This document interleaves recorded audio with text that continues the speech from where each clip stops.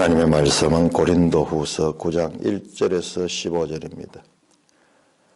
고린도후서 9장 1절 성도를 섬기는 일에 대하여는 내가 너에게 설 필요가 없나니 이는 내가 너희의 원함을 알미라. 내가 너희를 위하여 마게도냐인들에게 아가에서는 1년 전부터 준비했다는 것을 자랑하는데 과연 너희의 열심이 펑 많은 사람들을 분별하게 하였느니라.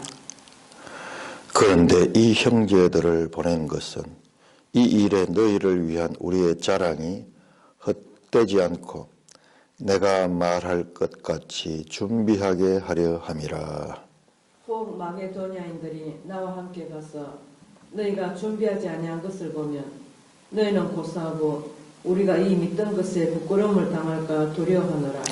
그러므로 내가 이 형제들로 먼저 너희에게 가서 너희가 전에 약속한 연보를 미리 준비하게 하도록 권면하는 것이 필요할 줄 생각하였노니 이렇게 준비하여야 참 연보답고 억지가 아니니라.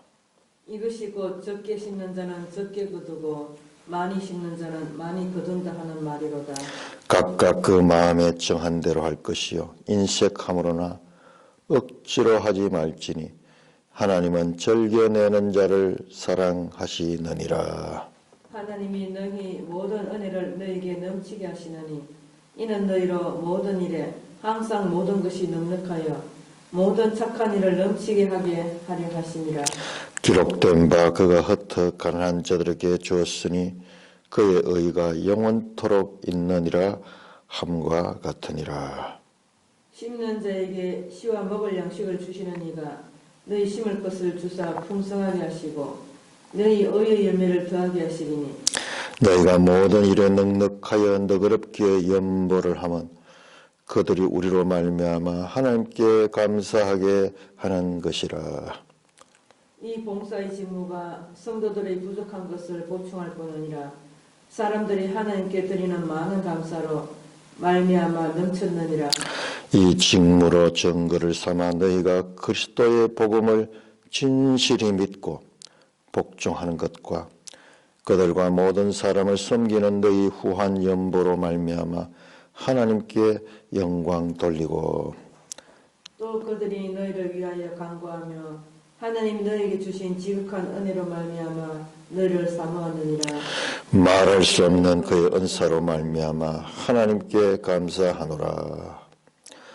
오 아버지 하나님 감사합니다. 이 아침도 하나님의 말씀을 잘 깨닫게 성령으로 지도하여 주옵소서. 우리 주 예수 그리스도의 이름으로 감사하며 기도드리옵나이다. 아멘. 자, 고린도전서 8장 9장. 우리가 8장 9장은 연보에 관한 말씀입니다. 자, 7장까지 신학적이고 교리적인 신앙의 이 내면을 다루고 있었다 그러면은 8장에 들어와서는 갑자기 이제 연보 이야기가 나옵니다. 저 예루살렘 가난한 교회를 지금 어려움에 처해 있는 교회를 돕는 그러니까 이방 교회들이 지금 우리가 이걸 지금 그 배경을 생각해야 됩니다. 이 당시 1세기 처음 교회가 생겨날 때입니다.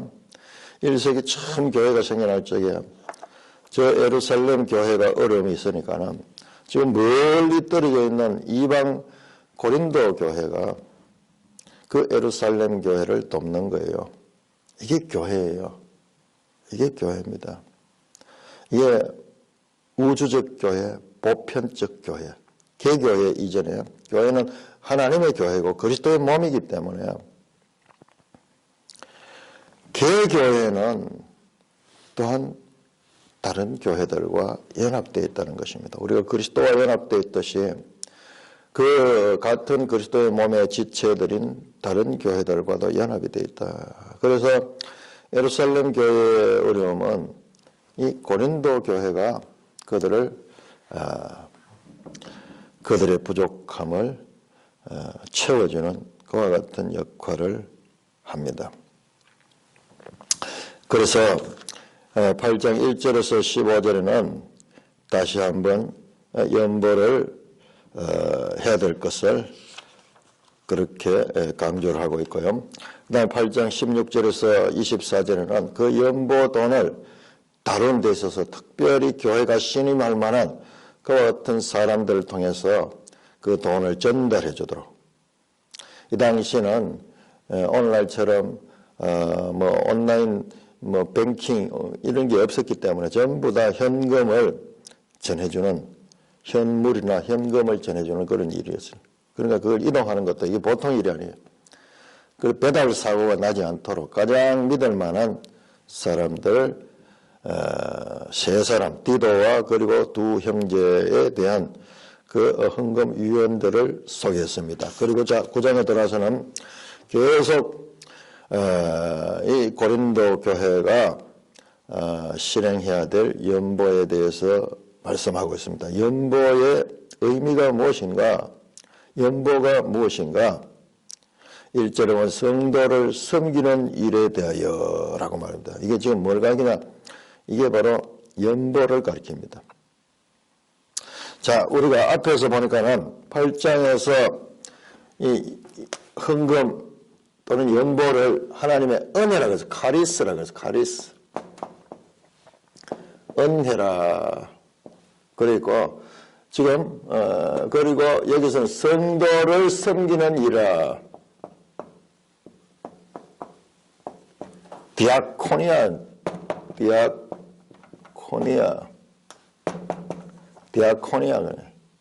성도를 섬기는 일.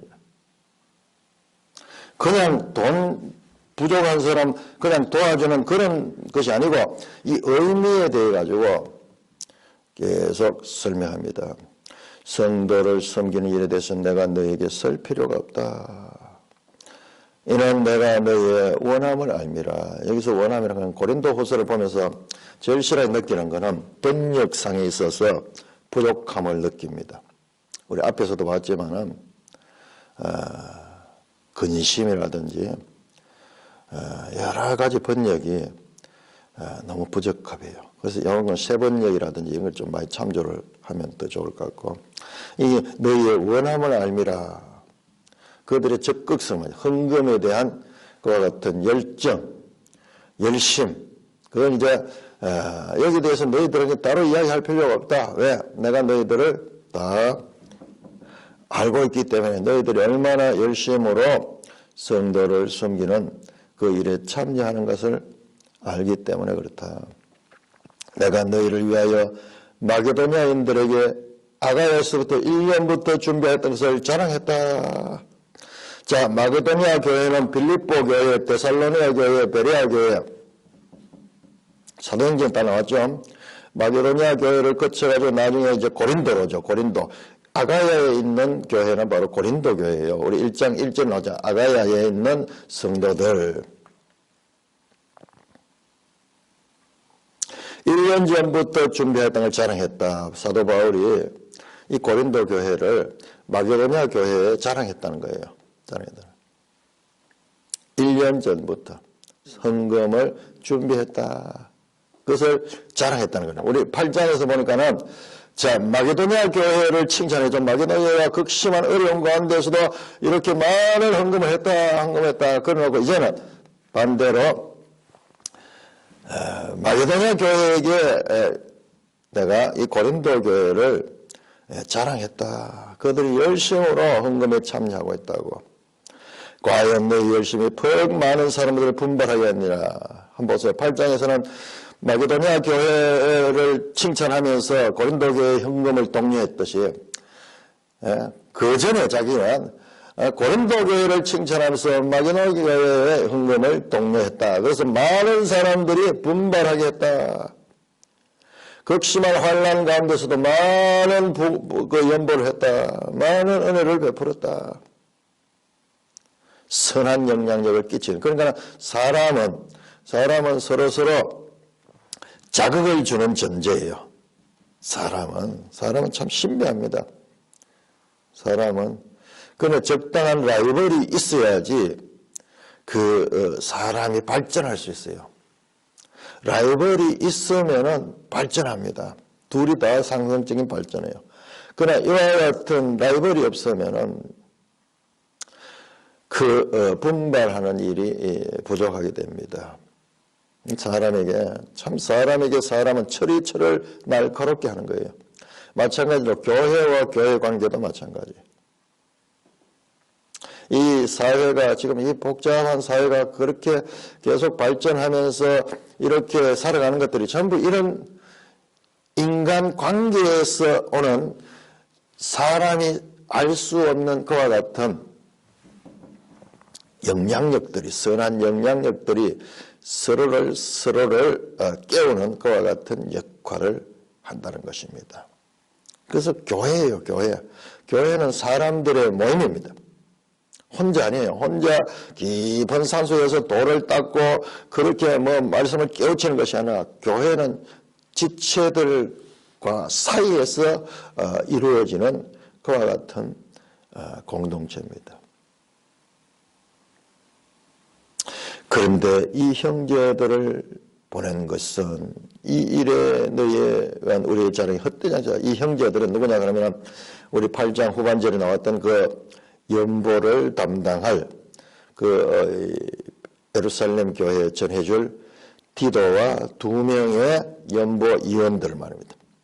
이 형제들을 너희 교회 이제 고린도로 보내는데 이 일에 너희를 위한 우리의 자랑이 헛되지 않고 내가 말한 것이 준비하게 하려 함이라.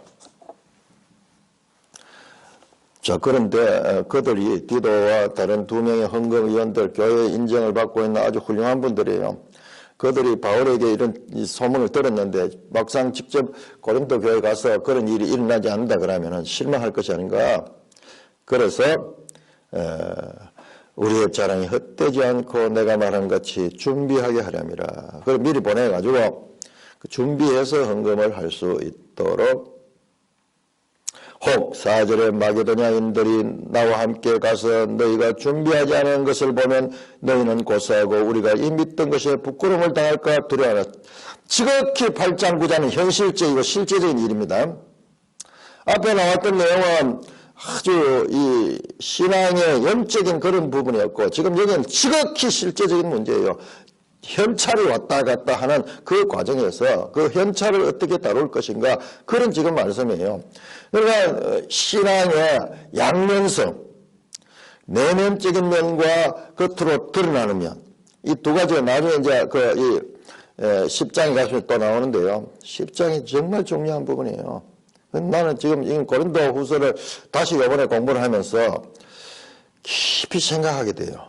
지금 한 장을 넘어가는데 내 이만큼 어려웠던 적이 없어요. 10장.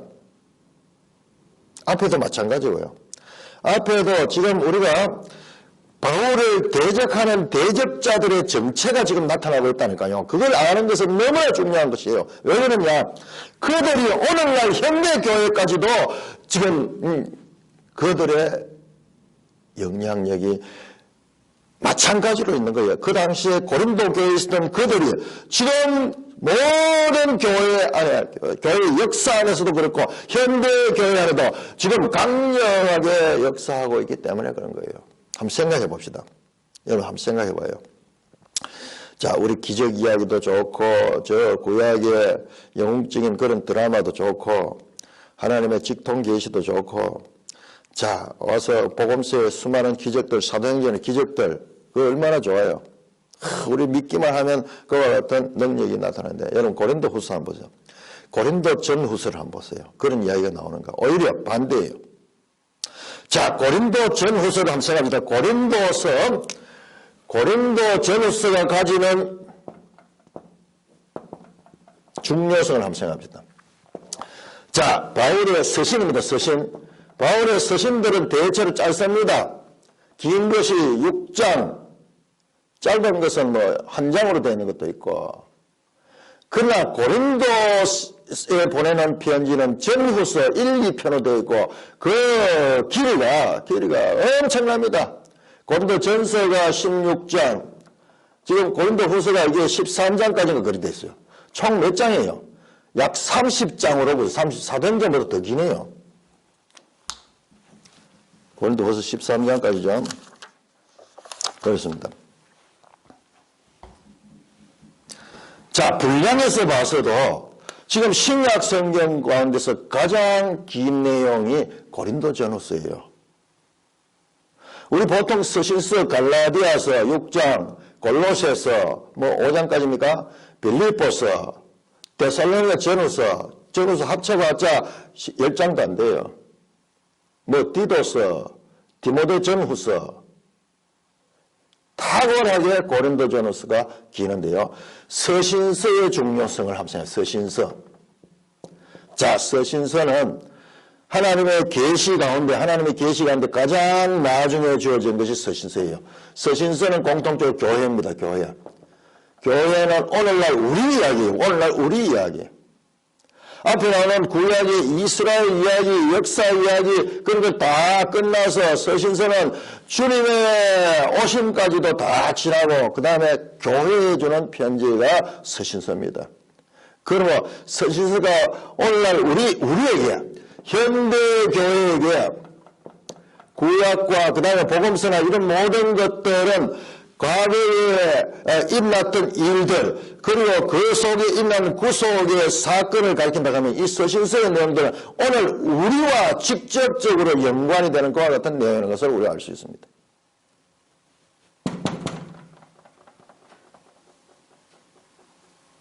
그 가운데서도 고린도전후서는 고린도에 보내는 편지는 30장까지 되는 그 같은 긴 내용으로서 가장 중요한 거예요. 가장 중요한 거예요. 이 서신서에서 다루고 있는 내용이 뭔가를 봐야 돼요. 여기 기적 이야기 나옵니까? 여기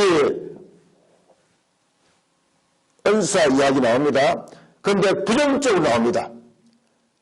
은사를 쫓고 성령을 추구하던 그 자들이 지금 잘못된 길로 가고 있는 잘못된 길로 가고 바울의 가르침과 정반대로 가고 있는 거예요. 뭐냐? 진리 문제. 끝없이 비진리로 바울의 가르침을 공경하는 자들의 역행하는 힘이 있고 그 가운데서 지금 진리를 선포하는 것이 이 바울의 내용이에요. 그러니까 서신서에서 핵심으로 다루고 있는 내용이 무엇인가가 오늘날 우리 현대교회에서는 가장 중요한 그런 문제예요. 자, 여기에는 생명과 사망입니다. 이것은 내가 그리스도의 향기고 내가 냄새가 무슨 냄새가 사망에서 사망으로 이르는 냄새고 어떤 사람에게는 생명에서 생명으로 이르는 냄새다. 그 말이 뭐냐? 진리에 속했냐 비진리에 속했는 거예요. 아, 우리 목사님은 왜 저런 문제, 좀 골치 아픈 문제를 그렇게 말씀을 많이 하시나?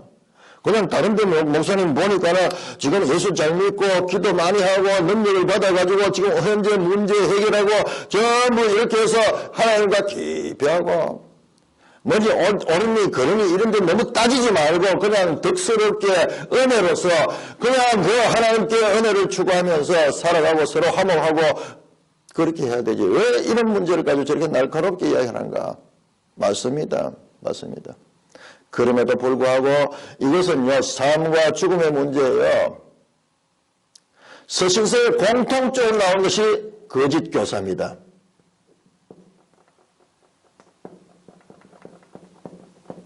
다른 복음. 자, 이와 같은 정황이 있기 때문에 여기에서 바울이 진리를 더 선포하는데 지금 힘써 지금 이 진리를 선포하는 내용이에요. 그럼 교회 안에는 반드시 진리와 비진리가 현대교회도 마찬가지로 같이 역할합니다. 알곡과 가라지처럼. 예수님께서 말씀하셨죠. 끝까지 알곡과 가라지가 같이 있다 뽑지 못한다 우리가. 그러면 어떻게 하냐. 가라지가 무상하도록 버려두는 것이 아니라 알곡다워지면 가라지가 구별됩니다. 그러나 언제나 이 가라지가 더 생성이 강해요.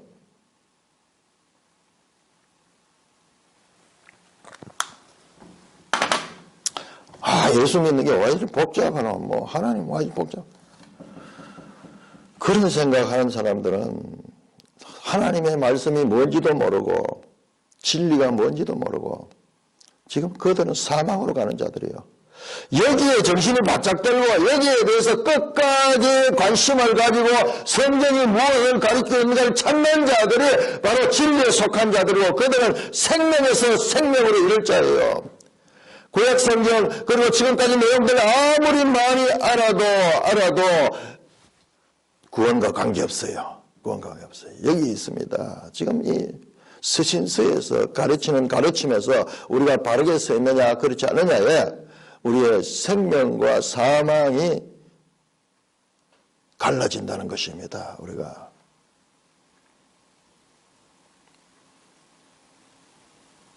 이런 문제를 교회에서 다루기를 싫어하고요. 듣기를 싫어한다고요. 그냥 좋기 좋다 그러면서 그냥 우리가 도토리 키재기 하지 말고 네가 맞니 내가 맞니 그렇게 하지 말고 하나님께 복을 받고 그렇게 내 자리에서 섬기면 된다. 틀린 말 아니에요. 좋은 말입니다. 그러나 섬김이 이와 같은 방향성에서 바르지 못하면은 그는 아무리 열심히 섬겨도 사망으로 가는 것입니다. 자, 그래서 사도 바울이 지금 한번 보세요. 성경에서 무엇을 가리키는가? 이 서신서는 오늘날 우리 교회 시대에 직접 적용되는 문제인데 이 문제 끊임없이 다른 복음과 다른 복음에 대해서 가르치고 있다는 것을 우리는 놓치지 않아야 돼요. 자, 그래서 5절입니다. 내가 이 형제들로 먼저 너희에게 가서 전에 약속한 연보를 미리 준비하도록 권면한 것이 필요할지라도 이렇게 준비해야 참 연보고 억지가 아니라 연보란 말이 아마 여기서 처음 나오네요. 8장에서 나왔네요. 연보라는 말이. 연보라는 말이 나옵니다. 자, 그래서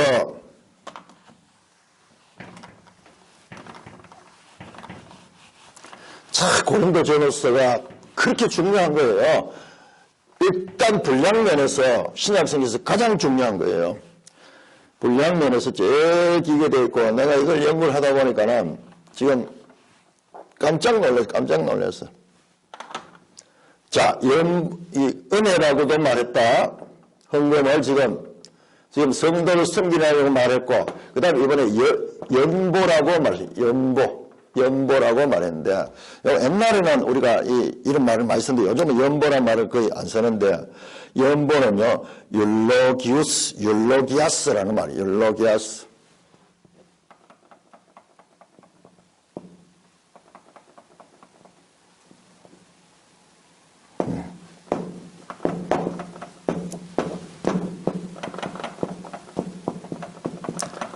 이게 무슨 뜻이냐면 이게 축복이라는 뜻, 축복.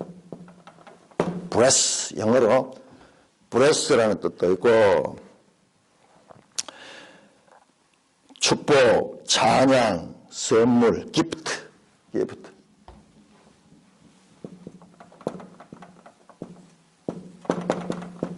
이런 뜻이 있어요. 전혀 우리가 다른 거예요. 지금 이 사도 바울이 연보에 대해서 말하는데 그것이 은혜라고도 표현했다가 성도를 섬기는 일이라고 표현했다. 이번에 연보라고 표현했는데 연보는 찬양, 축복, 선물 그렇게 번역됩니다. 연보가 축복이 되는 이유는요. 받는 자도 복이 되고 주는 자도 복이 되는 거예요. 그러니까 주는 자가 복이 있다. 이게 성경적 연보 개념이에요. 주는 것이 내 것을 그냥 내가 있는 것이 줄어드는 것이 아니라 주는 것이 복이 있는 거예요. 복이 있는. 신비. 이게 신비예요. 가장 현실적인 신비. 영적인, 추상적인 것이 아니고 현실적인 신비. 이게 믿음에서 나오는 겁니다. 자, 우리 잠언 11장 한번 볼까요? 잠언 11장.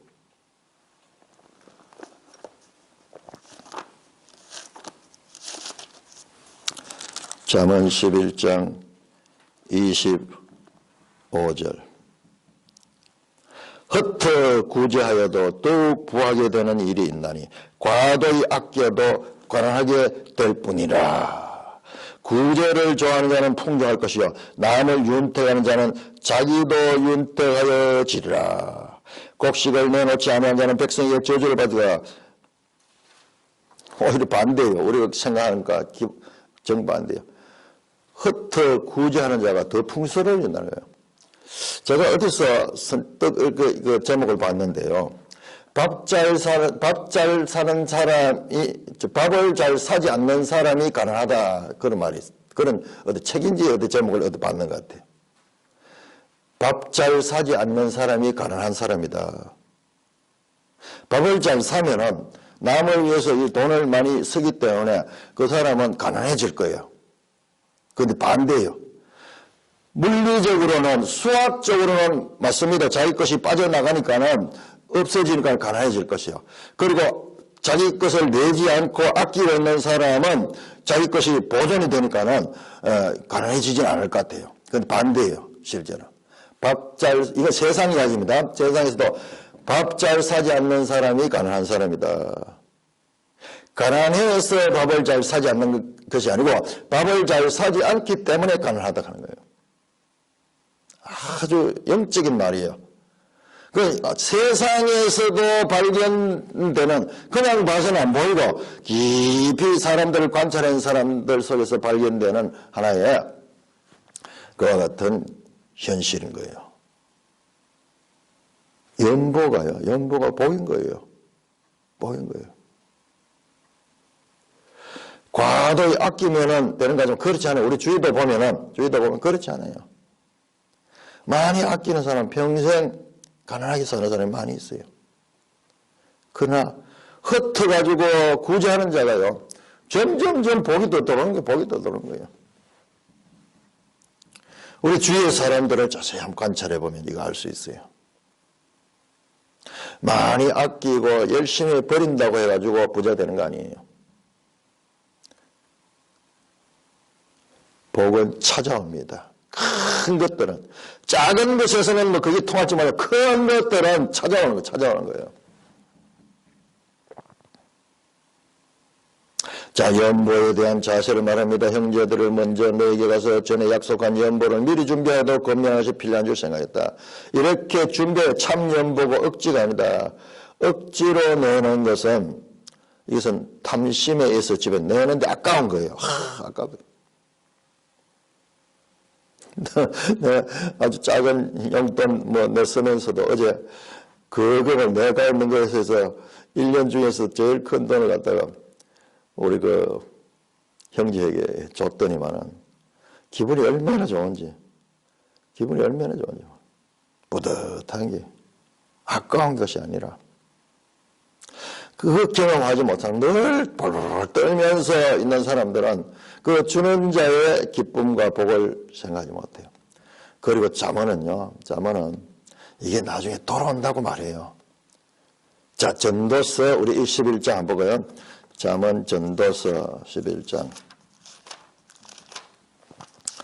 전도서 11장 1절. 너는 네 떡을 물 위에 던지라 열날 후에 도로 찾으리라. 성경 스케일이 크잖아요. 우리는 눈앞에 보는데 우리 인생 전체를 보고 세계 역사 전체를 보고 성경 말씀이 진리를 믿고 순종하면 되는 거예요. 이해되지 않더라도 믿고 순종하면은 복을 받는 거예요. 우리의 보는 것과 하나님 보는 건 달라요. 내 생각과 너희 생각은 다르다. 어디만큼 다르냐? 하늘과 땅 차이다.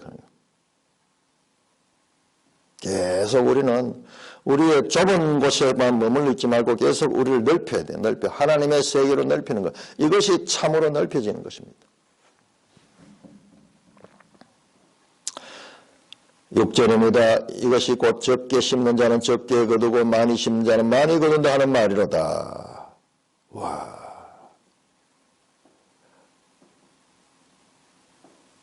이 갈라디아 6장에서도 이 말씀을 인용합니다. 적게 심는 자는 적게 거두고 많이 심는 자는 많이 거둔다 하는 말이로다. 적게 심는다 하는 말은 인색하다 하는 뜻이에요. 인색하다. 바울은 이 연보 그 자체를 파종에 비유합니다. 씨를 뿌리는 것에 비유합니다. 자, 파종자는 씨 뿌린 자는요, 씨가 없어지는 거. 씨가 들어가면 뿌려지면 땅속에 들어가 버려요. 없어져 보이지 않습니다. 그러니까 그것을 안타깝게 생각하고 그것을 애석하게 생각해가지고 그 파종하지 못한 자, 적게 뿌린 자, 씨를 아끼는 자, 그 종자를 아끼는 자는 인색하게 씨를 뿌린 자는 마치 종자를 아끼는 농부처럼 어리석은 자다. 어리석은 자다. 바울은 이걸 당당하게 지금 가르치고 있는 거예요. 가르친다. 물질 생활에 있어서의 하나님의 뜻을 가르쳐주고 있는 것이에요.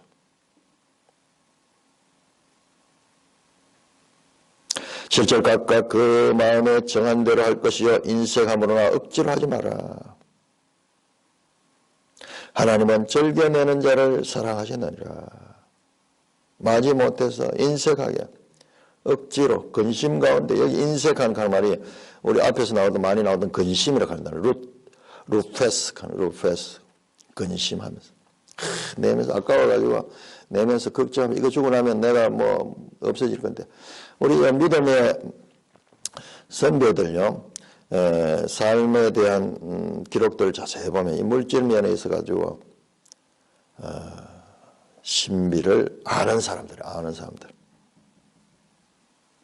감동이 오면은요, 자기가 필요했던 이런 것, 감동이 오고, 하나님 감동이 오고, 그렇게 하면은, 그걸 과감하게 내놓는 사람들, 그런 사람들이 나중에는 또 큰 복을 받더라고요. 큰 복을 받아요. 그냥 하나님 앞에 꾸는 거예요.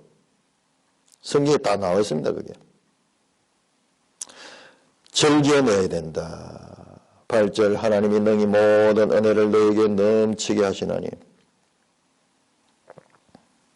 이는 너희를 모든 일에 항상 모든 것에 능력하여 모든 착한 일에 넘치게 하라 하심이라. 이거 보세요.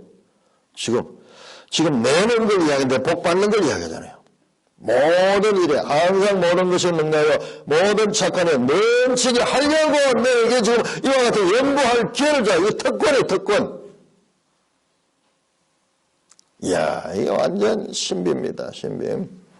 이게 정말 신비예요, 이게 신비.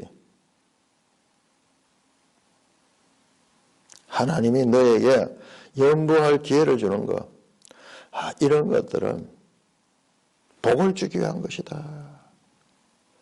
넉넉하여 모든 착한 일 넘치게 모든 은혜, 모든 일, 모든 것, 모든 착한 일을 넘치게 하는, 기록된 바 그의 흩어 가난 자에게 주었으니 그의 의가 영원토록 있느니라 함과 같으니라. 잠언 19장 17절 말씀.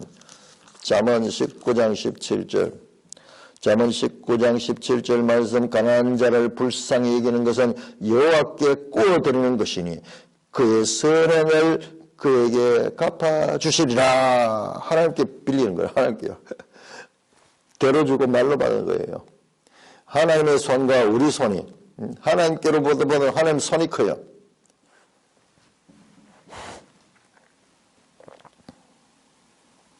심는 자에게 씨와 먹을 양식을 주신 이가 너에게 심을 것을 주자 풍성하시어 너의 의의 열매를 더하게 하시라. 자, 심는 자에게 씨는요, 종자씨입니다. 요 종자씨와 먹을 양식을 주시는 이가 너희 심을 것을 주사. 이 종자는 하나님 주시는 거예요.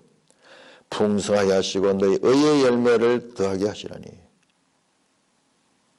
작은 씨를 뿌렸지만 나중에 열매는 30배, 60배, 100배가 나오잖아요. 너희가 모든 이의 능력을 너그럽게 연보를 하면 그들이 우리로 말미암아 하나님께 감사하게 하는 것이라. 그러면서 연보를 하되 넉넉하게 해라. 인색한 마음, 아끼는 마음, 슬픈 마음, 근심하는 마음으로 하지 말라.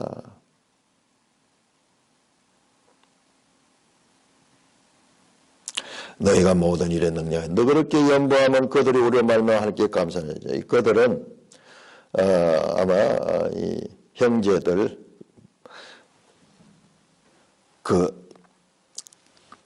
지금 세 사람의 헌금위원가요. 그들이 마게도냐를 거쳐서 고린도로 올 때에 마게도냐 일부 성도들도 그들과 합류할 수 있습니다. 하나님께 감사하고 또한 이 연보를 받게 될 예루살렘 교회도 포함될 수 있겠죠. 연보와 씨 뿌린 것을 비유로 연결시켰어. 연보 행위는 손해를 보는 일이 아니고 도리어 장차 큰 수확을 가져오는 복된 일임을 지적합니다. 자, 12절 이 봉사의 직무. 자, 다시 연보에 대해서 말씀하는 연보를 뭐라고 하냐? 봉사의 직무라고 그래요. 봉사의 직무. 지금 헌금에 대해서 이렇게 여러 가지로 표현하면서 헌금의 의미를 가르치고 있습니다. 이 봉사의 직무가 성도의 부족한 것을 보충할 뿐 아니라 사람들이 함께 드리는 많은 감사로 말미암아 넘쳤느니라. 현실적으로 성도의 부족함을 보충해 줄 뿐만 아니라 이것이 상승작용하면서 교회와 교회 간에 그렇게 서로 풍성해지고 또한 하나님께 드리는 감사가 넘치게 되는 거야. 서로 하나님 은혜를 감사한다. 준 사람에라 이 모든 것을 이끌어 가시는 그 하나님께 이 감사를 하게 하는 것이다. 13절 이 직무로 증거를 삼아 너희가 그리스도의 복음을 진실히 믿고 복종한 것과 그들과 모든 사람 섬기는 너희 후한 연보로 말미암아 하나님께 영광을 돌리고 이 봉사의 직무가 정근교 우리의 믿음에 보이지 않는 믿음의 증거로 나타나서 너희가 그리스도의 복음을 진실히 믿고 복종한 것을 증거로 드리는 거예요. 또한 그들과 모든 사람을 섬기는 너희의 후원 예루살렘 교회 있죠. 예루살렘 교회과 그리고 다른 교회들을 섬기는 너희의 후한 연보로 말미암아 하나님께 영광을 돌린다. 하나님께 영광을 돌린다. 우리 인간은 물질 관계 속에 살아갑니다. 물질을 악하게 보고 정신적에서 귀하게 보는 것은 플라톤 이원론이에요. 플라톤 사상입니다. 그건 이방 철학 사상이고 이방 종교 사상입니다. 그럼 그들이 그 부분에서 성경보다 더 나가잖아요. 자기들이 더 거룩한 것이 생각하잖아요. 이 영지주의 사상의 배경이 그거예요. 자, 성경적 바른 교훈을 알아야지 그것을 분별할 수 있는 거예요. 물질은 악하고 이 영은 귀하고 그 다음에 현세는 이것은 그냥 스치는 것에 지나지 않고 저 내세는 영원한 것이다 이러면서 현실 세계를 부정하는 그와 같은 금욕주의 또는 그와 같은 비관주의적인 사상은 성경 사상이 아닙니다. 우리 많은 그리스도인들이 성경을 보면서도 성경적 사상이 아니라 헬라적 또는 이방의 종교적 그와 같은 사상을 가지고 기독교를 대하고 있는 것을 봅니다. 그게 뭐냐? 바른 진리에서 떠나 있으니까 그렇게 되는 거예요. 제일 중요한 것은 바른 진리예요. 14절 또 그들이 너희를 위하여 간구하며 하나님이 너희에게 주신 지극한 은혜로 말미암아 너희를 사모하느니라. 말할 수 없는 그 은사로 말미암아 하나님께 감사하노라. 자, 제일 마지막에 다시 한번 연보를 했는데 지극한 은혜라고 말해요. 지극한 은혜. 다시 나오네요. 자, 그래서 이 연보에 대해서 말씀합니다. 이와 같이 교회와 교회 간의 후한 연보를 통하여서 서로 관계가 맺으면 사랑의 교제가 생기게 되고 예루살렘 성도들과 이방 고린도 성도들 간의 연합이 생기고 은혜를 서로 나누면서 사랑을 풍성하게 만듭니다. 이방인 고린도 교회 성도들이 유대의 가난한 교회를 구제하려고 그에게 연보를 드린 것은 이방인의 사도 바울로서는 말로 설명할 수 없는 큰 감격을 불러일으키는 큰 은혜입니다. 모든 인간들의 행위를 말한 후에 하나님께 감사합니다. 말할 수 없는 은혜로 말하며 하나님께 감사하노라. 이들의 모든 선한 행동의 주체가 하나님이심을 믿고 있기 때문에 그와 같이 감사를 하는 것입니다. 자, 우리 10장 부분 다시 또 진리 문제로 나오기 때문에 되게 쉽지 않은 부분이에요. 이거는 우리 다음 시간에 자세하게 살펴보도록 하겠습니다. 찬송가 197장입니다.